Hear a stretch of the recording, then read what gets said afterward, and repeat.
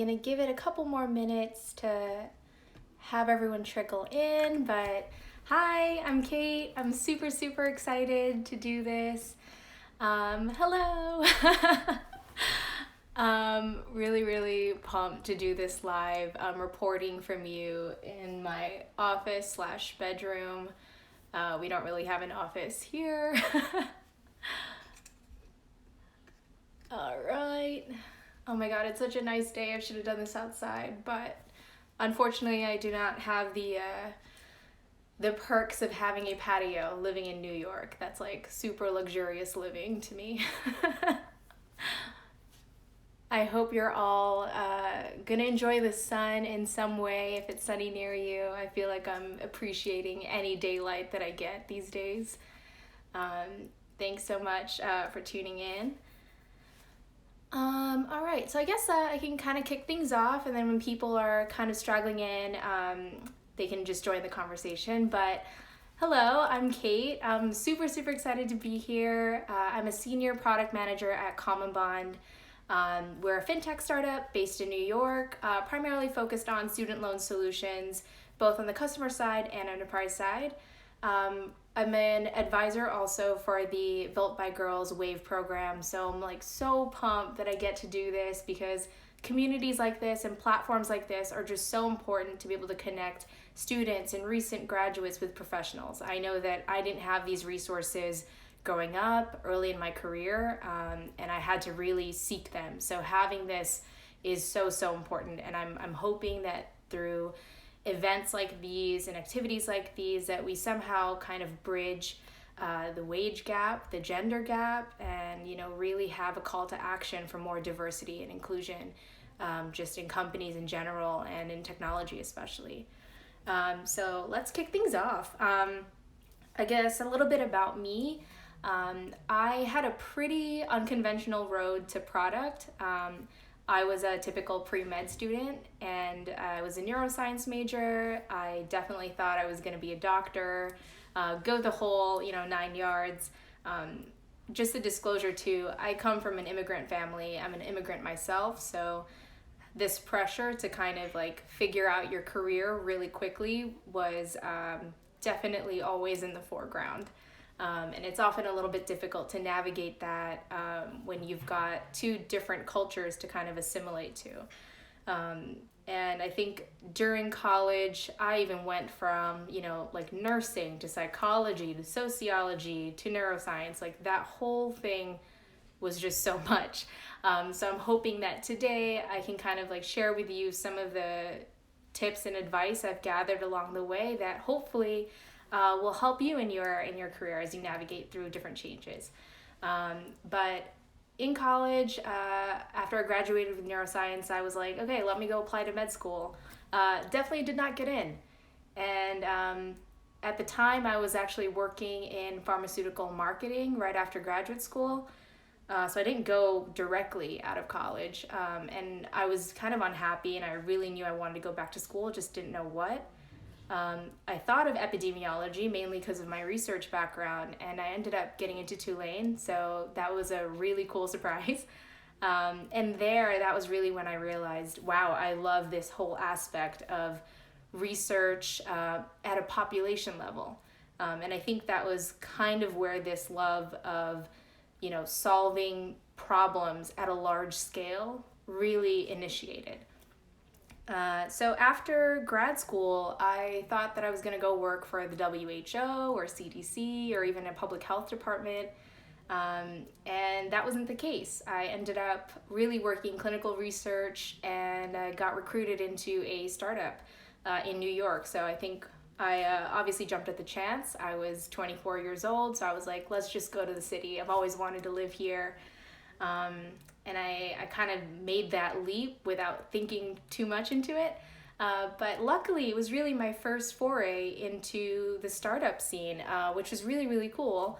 And in my role, I had this research role, but also this product function. And I didn't know at the time if I was going to go deeper into product or deeper into data. Along the way, I found myself to product. And so this is as good of a segue as I'm going to get into figuring out how exactly I made that transition.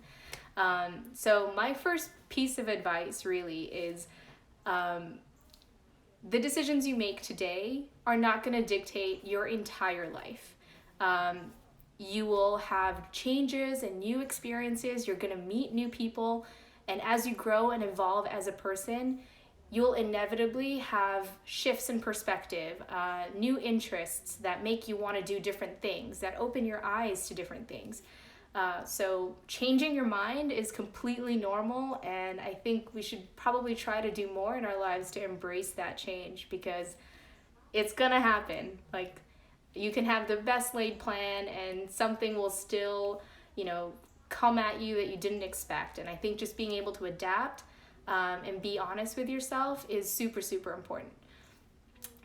So I think outside of that, an actual tactical thing that I love to do, and that I actually learned how to hone more recently, is creating like a values list. So there are different ways that you can do this. I like to kind of write it all out in a notebook, but I think some people who are more visual problem solvers will have a better time doing this with Post-its, for example. So what you do is you list maybe 40 or 50 values that are really, really important to you. So these values could be, financial security, mission-driven, social impact, collaboration, creativity. These are all things that you find are really, really important to you and that you're constantly inspired by. These are your personal values. So you have a list of maybe 40 or 50, keep writing them down, keep jotting them down on different Post-its. Inevitably, what you're going to want to do is eliminate that list by half. And then you eliminate it again, so you're down to 10. And then you eliminate it again, so you're down to 3 to 5. And these are your core values. So as you're eliminating, you're subconsciously or pretty consciously, you're prioritizing. You're telling yourself, when weighed against another thing, which one is going to be more important to me? So for example, one of the things that I thought I really valued was a career in healthcare. Like, for me, I was like, healthcare, social mission, like those were the things that were so important to me. But when weighed against something like mission driven, I actually realized that the mission driven part was far more important to me than the particular industry. So even though I had all this experience in healthcare and science, the mission part was what was really driving me. And that's really how I found my way to Common Bond, which is a financial technology company. And I had no real background in finance, but what drew me was the mission for the customer, which is making finance friendlier. So as a person with tons of student loans, I completely identified with that. And it kind of won me over compared to other health tech startups that I was considering in my job search.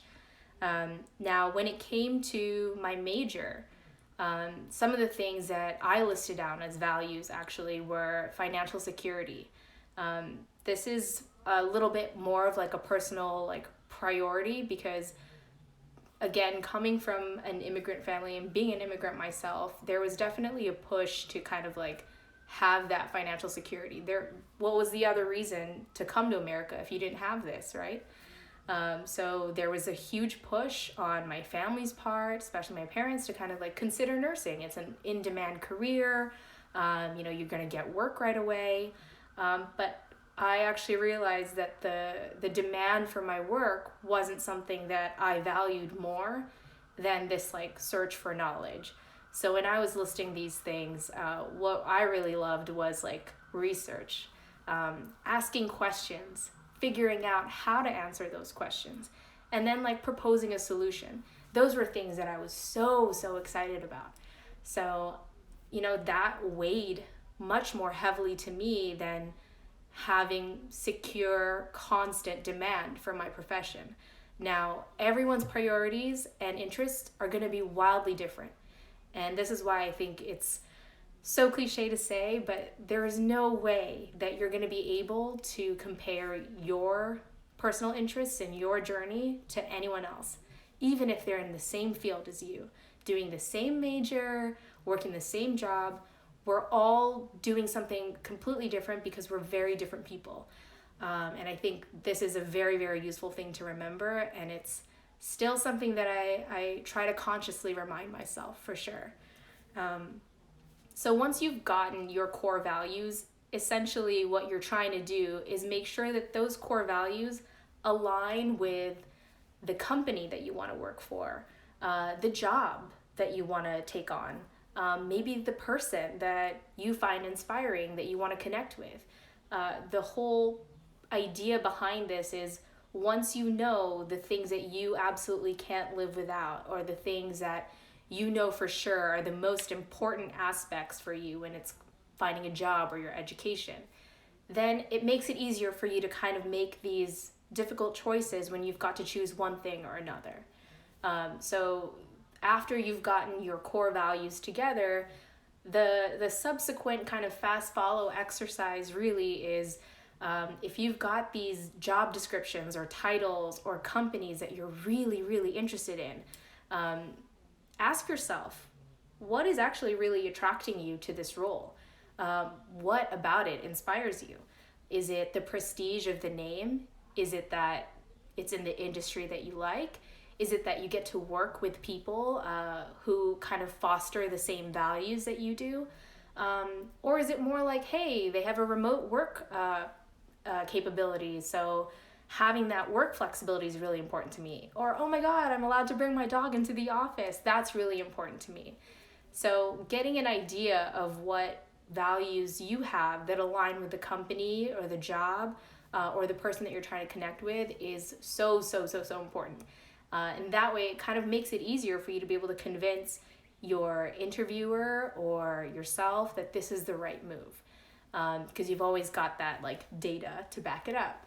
I think one of my examples is, for example, when I kind of started the job search, one of my core values was like being able to be creative.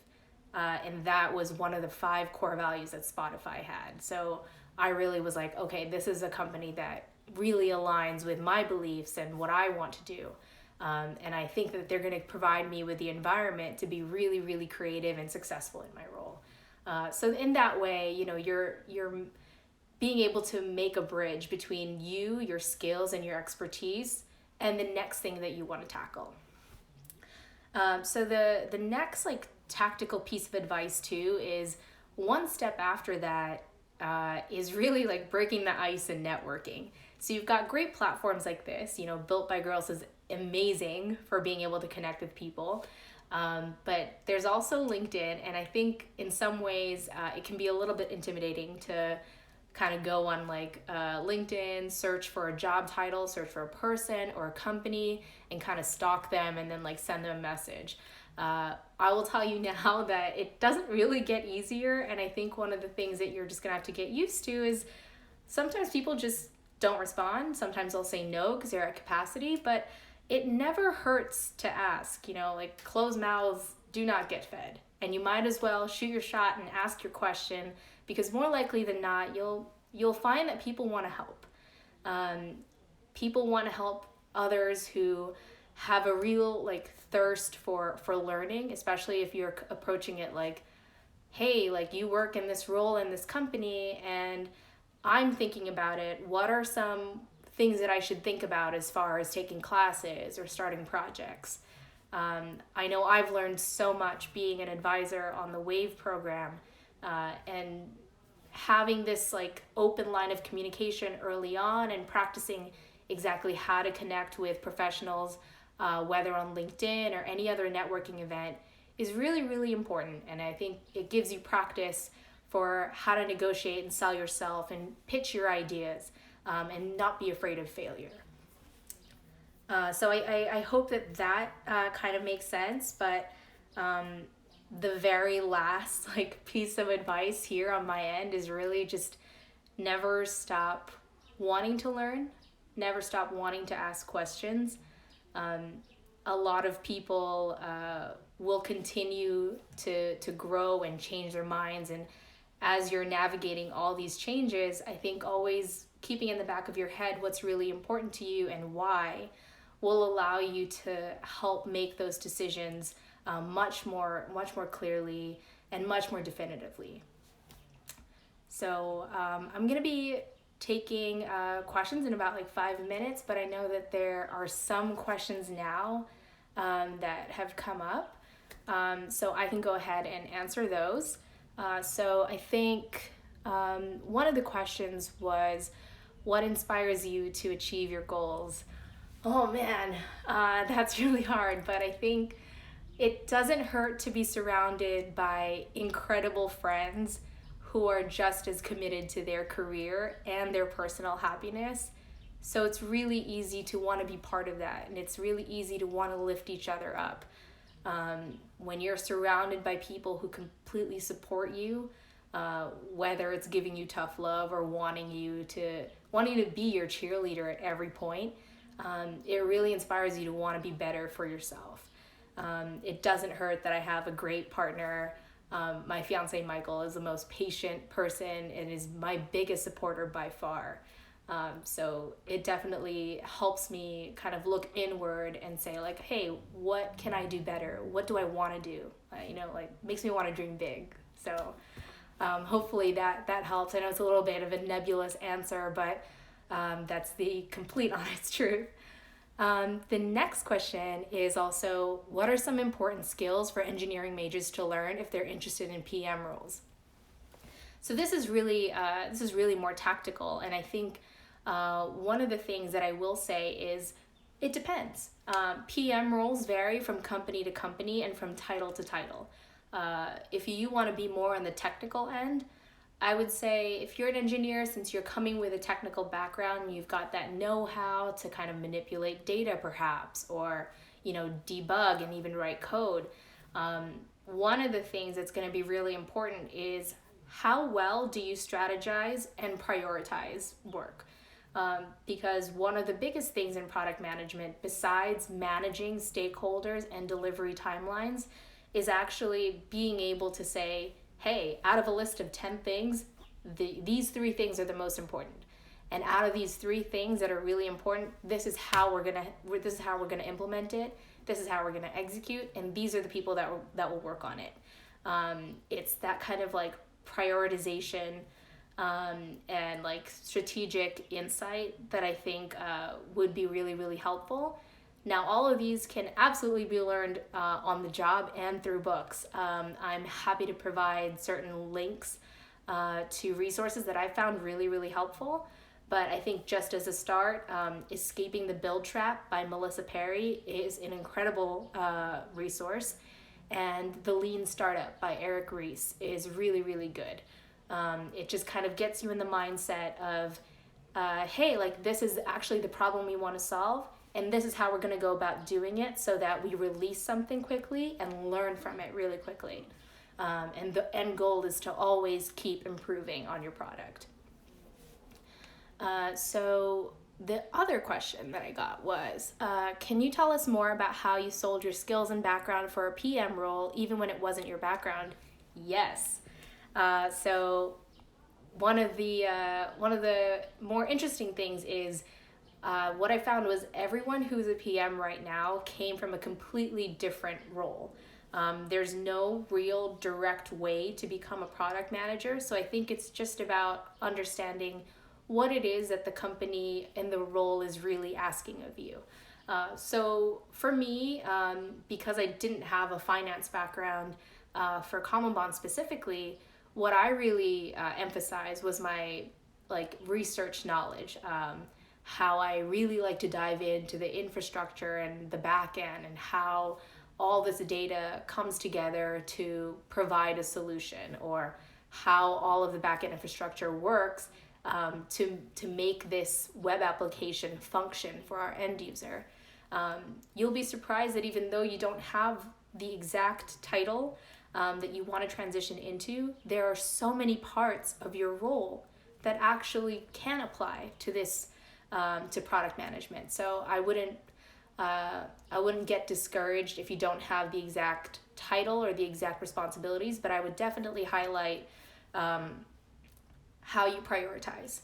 I would highlight how you work with stakeholders. So these could be people who are external partners. These could be your boss. These could also be engineers or designers, or really anyone in operations or marketing that you might be interfacing with to get the job done. These are absolutely crucial skills, because you're essentially the gateway as a product manager between business and the delivery team. So you need to be able to figure out how you're going to communicate, tell the story on behalf of not just your team, but your customer. So really it's the communication part, the stakeholder management, and the prioritization. If you've got those skills somewhere in there, that's incredible. And I would definitely highlight that on top of, being data driven, which I think a lot more companies are really after that kind of skill set. Another question that came in was, let me see, how do you always stay learning and growing in your career? Oh man, I constantly read. I'm consuming information pretty much all the time, but whether it's, in podcast form, or reading Medium articles, or reading designers' blogs, I'm constantly reading. But I'm also talking to a lot of people who I don't work with. I try to seek networking and community opportunities, kind of like Built by Girls, or even like Women in Product, Women in Tech, Product Coalition. I seek those communities because I feel like the more diverse sources of information I have, just the more rich my knowledge source is. It doesn't hurt to also set up Google alerts and subscribe to certain newsletters about your industry or just technology in general. TechCrunch, AlleyWatch, these are all like great sources of information to tell you how different tech companies are doing. So I think as a product manager too, my job is not just to be aware of what we're building, but it's also to be aware of what's happening in the industry, what's happening in the market. That's absolutely going to affect how I do my job, and also how our company does in general. So I hope that kind of answers it as well. Another question that came on is, do you have any advice for a non-technical student who's interested in breaking into a tech role? So I think, for example, I think you're a political science major.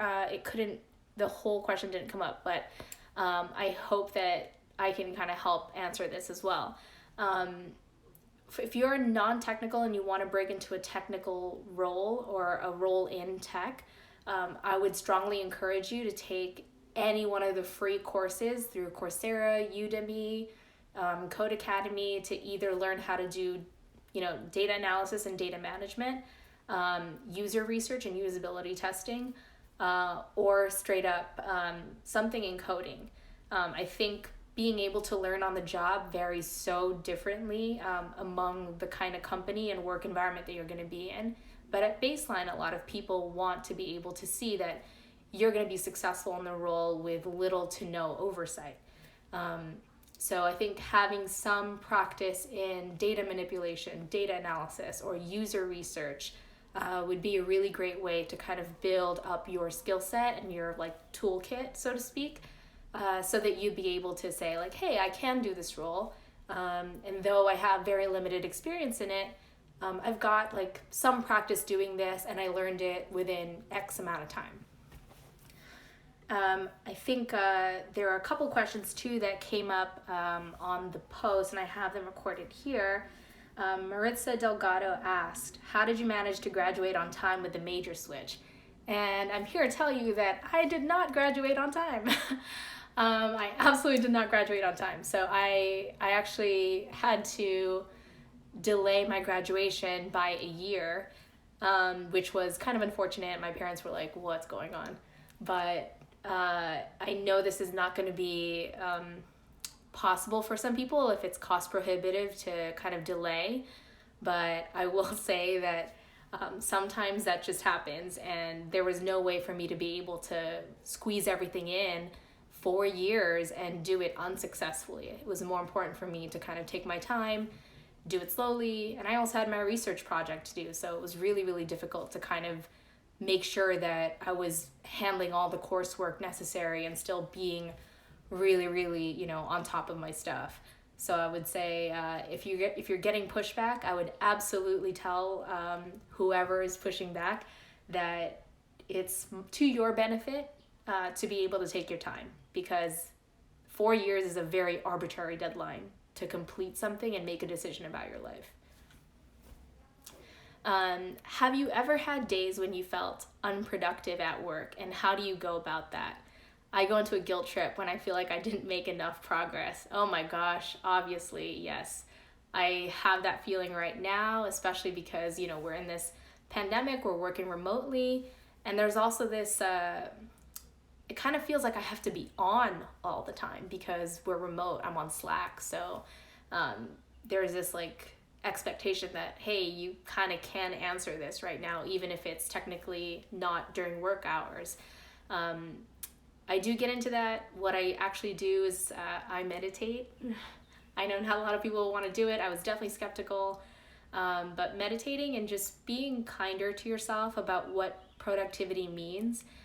Productivity means that you're doing something. It doesn't have to mean that you're going at the speed of light or accomplishing a ton of tasks.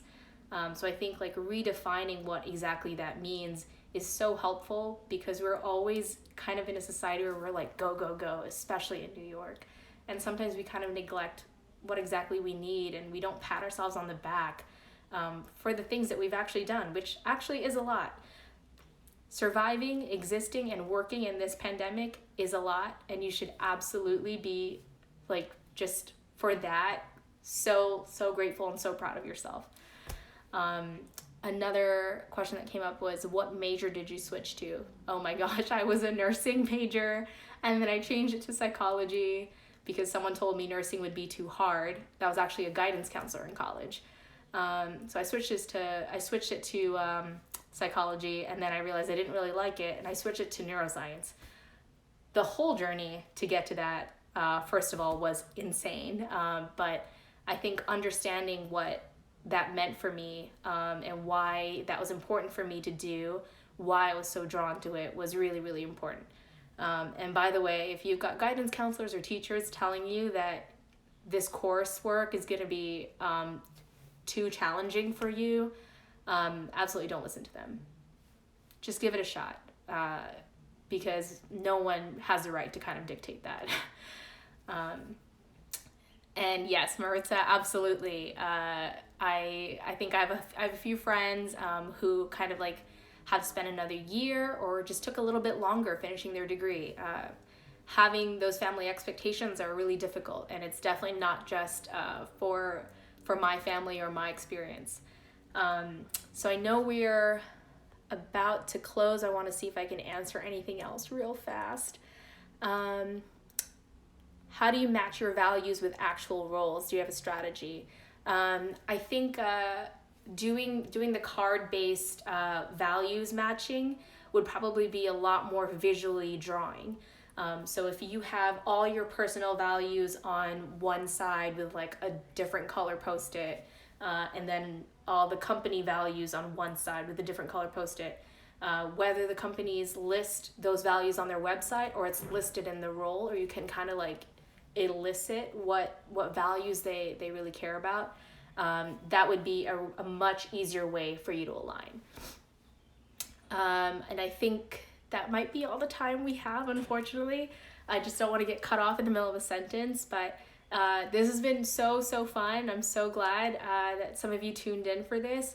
If you have any questions, I know some are kind of filtering in now, please feel free to email me at hello@kateleeknows.com. Follow me on Instagram, send me a DM. It's also Kate Lee Knows. And I'm here to answer any questions. Happy to connect with you all on LinkedIn. Please feel free to ask and email. I really want to be a resource for you all. So thank you so much for tuning in. Hi, Rena. Rena is my cousin, by the way, and she's a nurse. So yay, you're doing an amazing job. Book titles is definitely The Lean Startup and what was the other one? Escaping the Build Trap. So hopefully that helps. Thank you guys so much, and I hope I do this again one day. Enjoy your 3-day weekends. Bye.